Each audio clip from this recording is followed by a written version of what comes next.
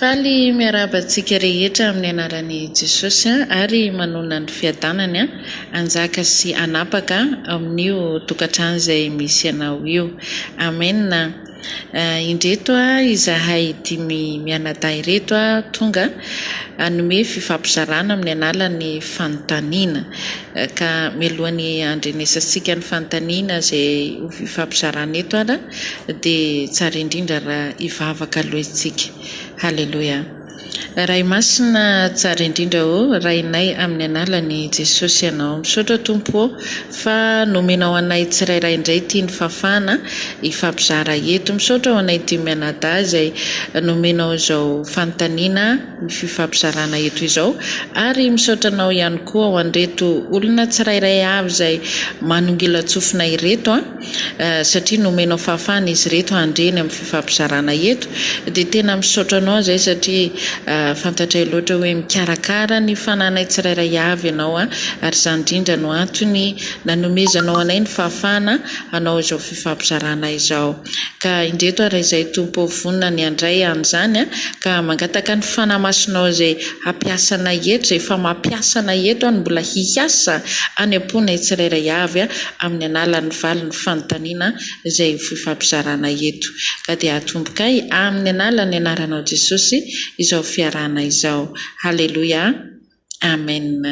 Amen. Ya, satria tokoa moa dia misy fanontaniana izay ho apetraka eto ny tenako moa no hametraka fanontaniana fa ireto rahavavy sy anadahintsika reto no hamaly izany. Dia ny fanontaniana izay ho apetraka dia ny hoe ahoana ny vokatra tokony ho hita amin'ny olona iray izay mitondra ny herin'ny hazo fijaliana, na hoe ny toetoetra n'ilay olona izay mitondra ny herin'ny hazo fijaliana. Ianao dia tsy diso anjara raha hamaly izany fanontaniana izany amin'ny alalan'ny commentaire, ka andao ary ho atolotra antsika ny rahavavintsika ny fitenenana dia andraisany anjara ho famaliana izany fanontaniana apetraka izany. Faly miarahaba antsika rehetra ny tenako izay mandray ny fizarana tononona mba anjaka sy hanapatapaka eo amin'ny fiainanao tokoa ny fiadanan'i Jesosy Kristy Tompo. Tonga eto moa izany andray anjara amin'ny famaliana ny fanontaniana. Ny fanontaniana izay napetraka moa dia hoe ahoana ny toetoetra tokony ho hita amin'ny olona anankiray izay mitondra ny herin'ny hazo fijaliana. Ny voasoratra ny tenin'Andriamanitra izay voasoratra tamin'ny bokin'ny Petera 1:2 dia 9:4 sy 10:20 no hoentsika mamaly ny fanontaniana.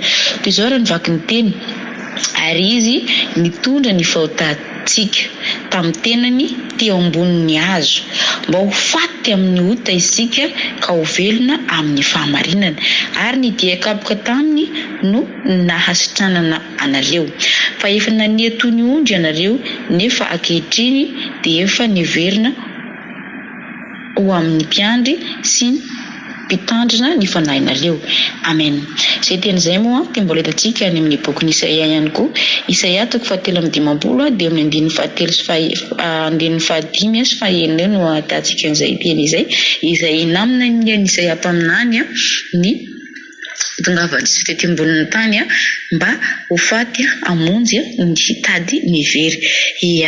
Ary tanteraka izany satria dia nombona teny amin'ny hazo fijaliana Jesosy mba ho famonjena ho aiso anao anesitra ny fahotantsika araka ny voalaza ny Jaona izay nilaza fanambarana momba an'i Jesosy hoe indro ny zanak'ondrin'Andriamanitra izay tonga anesitra ny fahotan'olombelona. Ka dia toetra tahaka ny tokony ho hita eny amin'ny olona izay mitondra ny herin'ny hazo fijaliana, arak'izay voalaza izay moa hoe maty anatin'ny maty amin'ny ota izy, izany efa tsy miaina ao anatin'ny fahotana intsony ilay olona satria fa maty noho ny ota izy, fa velona ao amin'ny Kristy kosa. Ka dia raha ny olona anankiray izay hoe mitondra ny herin'ny hazo fijaliana izany dia olona izay tena hoe mampalokaloka azy mihitsy izany fahotana izany. Raha sendra tafalatsaka amin'izany izy dia tsy mahatsiaro tena hoe tsy alaizy mihitsy izany izy.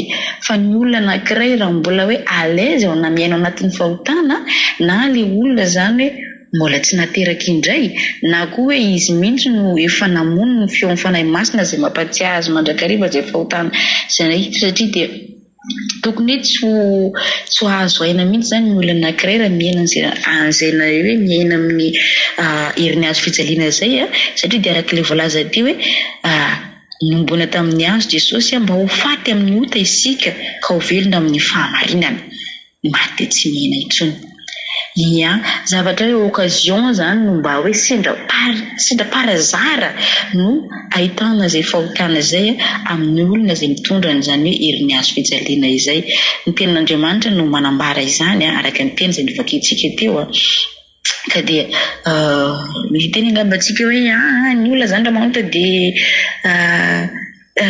tsy mitondra ny hazo fijaliana tsy izay no voalaza koa fa tokony tsy ho alezy ny olona miaina ao anatin'ilay fahotana raha toka mitondra ny herin'ny hazo fijaliana izy satria dia efa maty amin'izay izy, efa novidian'i Jesosy tamin'ny rano izy fa sendra zavatra hoe pare accident na zavatra tsy no ahitana izay ary tsy tafandromandry mihitsy aloha tsy tapetraka anatin'izay izy fa mahatsiaro tena hoe mila mifona mila mibebaka mafy mihitsy izy satria fantany hoe tsy tompony tsy amin'izany mpino zany izy tsy amin'izay zavatra izay mpino satria efa nafahan'i Jesosy tamin'izany.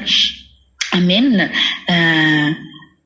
Raha mamaky ny boky Petera ihany tsika amin'ny Petera 1:2 dia ry ambony ery dia miteny tsara mihitsy Petera hoe koa esorina ny olom-po rehetra sy ny fiatsaram-belatsihy sy ny fialonana ary ny fanaratsiana rehetra ary amin'ny andinin'ny 9:10 izy dia mbola miteny mana hoe ry malala mananatra anareo aho satria vahiny sy mpivahiny ianareo fa dio ny filany nofo fa miady amin'ny fanahy ireny. Amen. Ny olona anankiray izay mitondra ny herin'ny hazon'ny fijaliana dia manakita ritin'ny fanahy fa kosa mandà ny filany nofo. Amen. Voninahitra ao an'Andriamanitra rery ihany izay no famaliako ny fanontaniana ka dia makasitraka anao izay naharitra ny aino ka iny tombo manokana ny ianao. Amen. Amen. Halleluja. Ia dia makasitraka ihany koa ny rahavavintsika izay nitondra izay valiny ny fanontaniana izay napetraka izay dia marina loatra moa ny valiny ary dia efa mandray lesona zahantsika manoloana an'izany. Tokony maty noho ny amin'ny fahotana maty noho ny amin'ny ota isika. Fantatratsika loatra fa ny olona maty moa zany dia efa tsy mahiny izay inona ambonin'ny tany intsony na ho silana amin'ny antsy ny tena na ho popoana marteau ny lohalika nefa tsisy raha reny intsony satria efa maty izy. Dia rehefa matiny amin'izay tsika ka raha ohatra ianao efa azo antoka aloha zany fa hoe nandray an'i Jesosy ho tompo sy mpamonjy azy teo amin'ny fiainana ianao dia izay hoe Kristy indray no velona ao anatinao, tsy ianao tsony no velona, tsy ilay nofinao tsony velona fa Kristy indray no velona ao anatinao rehefa misy an'ilay herin'ny hazo fijaliana ao anatinao. Amen. Tsy tokony hahay anota ary hilona ela ao anatin'ny karazam-pahotana intsony zany ny olona izay efa nandray an'i Jesosy teo amin'ny fiainana ka mitondra ny herin'ny hazo fijaliana. Amen. Ndao ary mbola hanontany indray sika ny fanontaniana izay apetraka indray amin'ny anadahintsika dia mbola tsy miala amin'ilay fanontaniana tsika fa ny hoe ohatra ny ahoana ny fitondran'olona izay vokatry ny herin'ny hazo fijalian'ny Kristy izay ka ndao ary atolotra tsika ny anadahintsika indray ny fanontaniana. Ya, ny valin'ny fanontaniana zany hoe ny vokatra ny entin'ny herin'ny hazo fijaliana zany dia andenga maky tenin'Andriamanitra tsika amalitsika an'izay Isaia 3:10 dia ny 4 sy 5 zao mivaky n'izay teny izay amin'ny anaran'i Jesosy Kristy manao hoe nitondra ny aretintsika tokoa izy sady nivesatra ny fahorintsika kanjo isika kosa nanao azy ho nokapoana sy nasian'Andriamanitra ary napahoriana nefa izy dia voalefona noho ny fahadisoantsika sy ny torotoroina noho ny heliko antsika. Ny fampijaliana nazahoantsika fihavanana no namelezana azy ary ny diakapoka taminy no nahasitrana antsika. Zany hoe ny vokatra zany dia misy vokatra maromaro zany vokatry ny herin'ny hazo fijaliana ho an'izay olona nandray an'i Jesosy zany ilay nombona atao amin'ny hazo fijaliana. Ny voalohany zany dia hoe fahasalamana zany ny voalohany hoe nitondra ny aretintsika tokoa izy zany hoe lasa salama zany ianao vokatry izay herin'ny hazo fijaliana zay rehefa nandray an'i Jesosy ianao zany manana an'i Jesosy ianao fahasalamana zany. Faharoa dia hoe mity maivana zany hoe sady nivesatra ny fahoritsika izy zany hoe maivana zany hoe ny sorona aminao le fahoriana ery ambany ery moa misy le hoe fahoriana io zany dia misy pétisé de hoe fanaitainana zany hoe ny olona nandray an Jesosy zany vokatra izay fandraisana an Jesosy zay ilay tao mihazo fijaliana de zao lasa tsy manaitaina izy zany amin'ny fiainany tsisy fanaitainana zany amin'ny fiainany tsisy fahoriana zany fa maivana milamina tanteraka zany ny fiainany zany de eny eo amin'ny manaraka an'izay moa de hoe fahafana zany de hoe nefa izy de voalefina ozy noho ny fahadisoantsika zany sy ny torotoroina noho ny keloka antsika zany hoe lasa afaka madiodio ianao zany tsy voaheloka ho faty ianao zany fa Jesosy zany no nizakan'izay zavatra zay de anao zany mandray an'le izy zany de lasa afaka ianao zany tsy voaheloka ianao zany tsy voagadra ianao zany de ny vokatra manaraka de hoe vokatra manaraka de ny fihavanana zany ny fihavanana de hoe ny fampijaliana nazahoantsika fihavanana no namelezana azy ery ambany ery misy petita de hoe famaizana zany hoe ny famaizana an Jesosy tao mihazo fijaliana zany de zao nazahoantsika fihavanana tamin'iza io fihavanana tamin'Andriamanitra zany de lasa nihavana tamin'Andriamanitra zany ny olombelona zany zay nandray an Jesosy de lasa mihavana amin'Andriamanitra izy de ny farany zany de hoe fanasitranana zay zany ny herin'ny hazo fijaliana de fanasitranana ho anao zay nandray an Jesosy zany ho antsika zay nandray an Jesosy de hoe arany dia kapoka taminy no nasitranana atsika lasa sitrana ianao zany toy amin'ilay fahasalamana toy ihany zany salama lalandava ianao zany salama ny vatanao salama izay mahakasika anao rehetrarehetra zany ka mihina fa voarainao zay de misaotra tompoko. Halleluja. Ja, de misaotra ihany koa ny anatantsika izay mitondra izay valy ny fanontaniana izay nandray ny valintsika teny am-boalohany tamin'ny rahavavy ny hoe tokony ho maty ny amin'ny otatsika fa tsy tokony hahazo fahavelomana indray ny nofo izay manjaka amin'ny karazam-pahotana izany.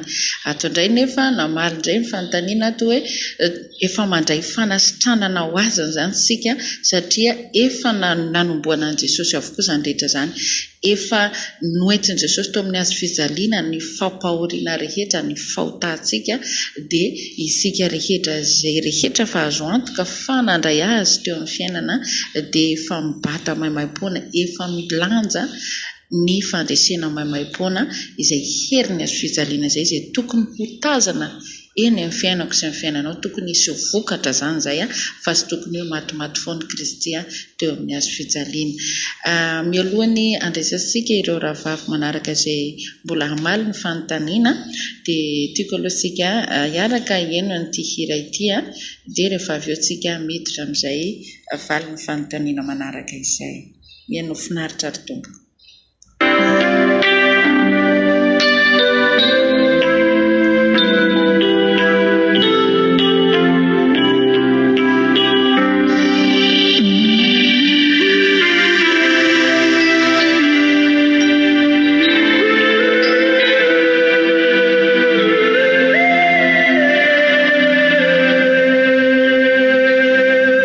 Fantatro ry tompo, fandoni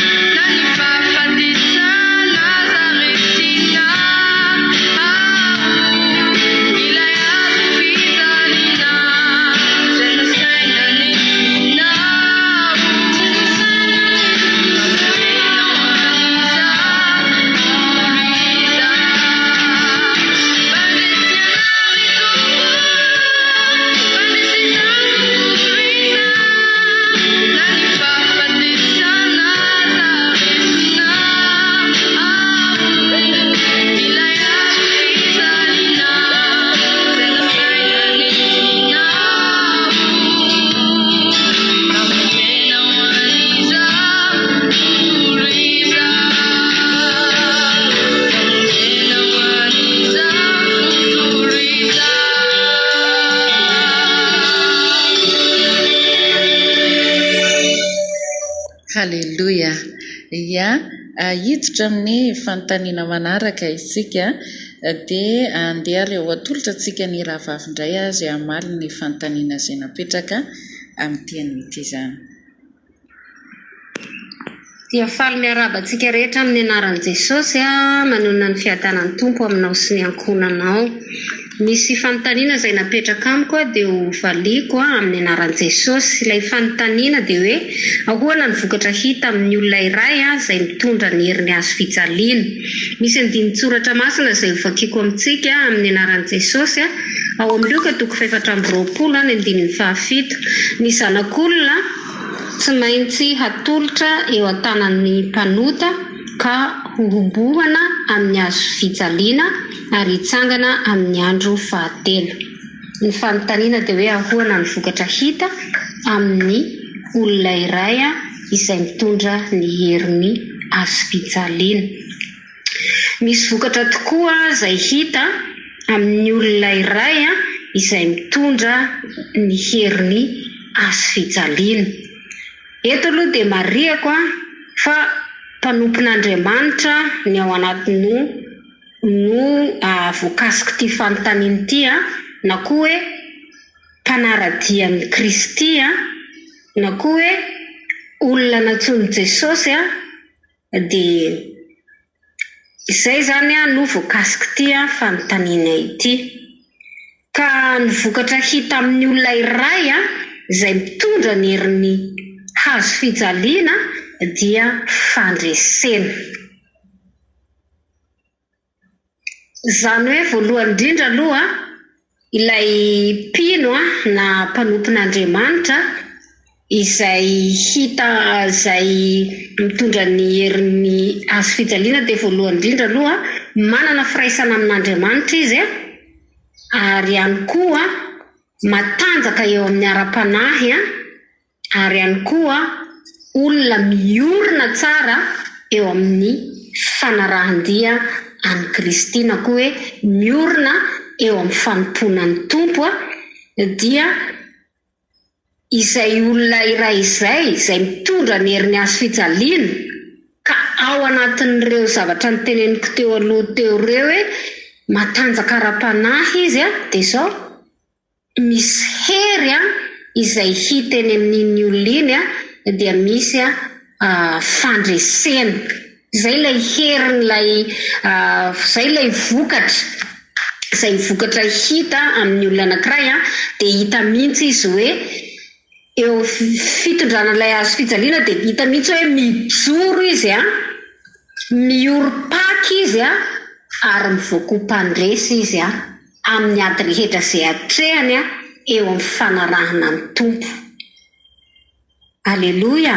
Dia izay zany no valim-panontaniana avy ety amiko dia makasitraka antsika rehetra izay ny haino dia ahoana ihany koa ny hevitrao ny amin'izay fanontaniana izay ary dia makasitraka ihany koa an'ireo izay efa namaly dia averina amin'i Jesosy irery ihany ny voninahitra. Amen. Amen. Haleluia. Ia, dia mankasitraka anao ihany koa rahavavy nitondra izay valy ny fanontaniana izay. Ia, ahoana ihany koa izy ny hevitrao manoloana ny fanontaniana mipetraka aminao izay mandray zany izao ny fanontaniana hoe aminao mahare ohatra ny ahoana marina ny vokatra ny herin'ny hazo fijaliana izay tokony ho tazana amiko sy aminao amin'ny fiainantsika andavanandro. Namaly mondrahavavy teo hoe eto izy ny fanontaniana dia mitoetra mipetraka any amin'ilay olona izay efa ao amin'ny Kristy, izany hoe olona efa nandray azy ho tompo sy mpamonjy azy teo amin'ny fiainany.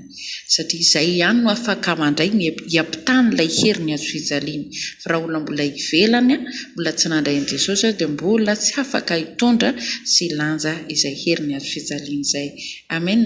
Ia, mbola manana rahavavy iray isika izay mbola hamaly ihany koa izy ny valin'izay fanontaniana izay napetraka izay ka dia omentsika azy indray ara-ny fitenenana. Tompo amintsika tsiraray avy tonga tondray ao amaly an'ity fanontaniana ity hoe inona ny vokatra hita amin'ny olona mitondra ny herin'ny hazo fijaliana. Ia, ny vokatra hita amin'ny olona mitondra ny herin'ny hazo fijaliana dia ny fandrosoana ary ao anatin'izay ihany koa ny vokatra hita ao anatin'ny olona iray mitondra ny herin'ny hazo fijaliana. Ny vokatra ateraka an'izay ihany koa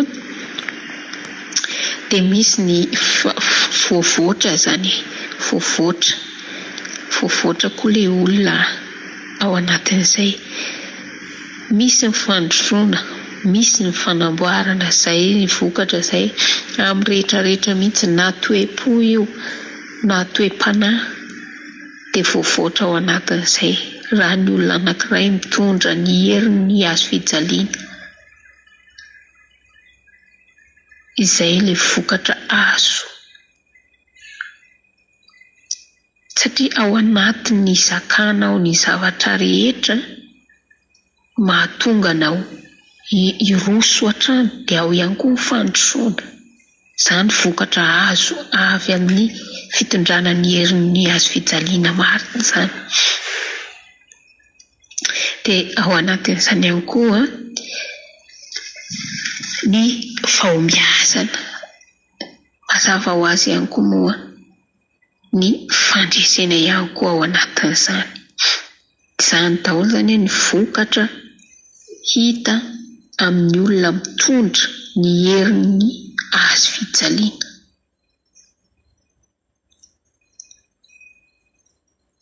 Satria raha tsy mitondra an'izay manko tsy ahita, tsy ho fantatrinao mihitsy ny vokatra, fa na dia ny olona tompo-tena dia mahatsapa azy, mahatsapa hoe mafy izao zakaiko izao nefa ao anatin'ilay izay hoe fahamafisan'izay ihany koa ny ahitany hoe tena tsampa ny fiasan'ny tompo ao anatin'izay, mahatsampa ny fiasan'ny tompo izy ao anatin'izay. Amin'ilay fizakany, filanjany an'iny hazo fijaliana iny, amin'iny ny ahafantarany ihany koa fa miditra an-tsehatra ny Jesosy, miasa Jesosy. Izay zany hoe ny vokatra hita amin'ny olona mitondra ny herin'ny hazo fijaliana marina. Ka te-haka hery antsika zany hoe azakivy fa ao anatin'ny zakana ao anio dia mitombo hery ianao, mitombo fahalalana, mitombo finoana. Izany vokatra azo avy amin'ny fitondrana ny hazo fijaliana, ny hery azo avy ao anatin'izany. Ia, dia izay angamba ny azoko amaliana an'izay dia ny tompony ameno izay rehetra tsy voalaza koa, dia samita iny Jesosy daholo izay rehetra miaino an'ity vokatra ity, dia iny Jesosy daholo. Amen.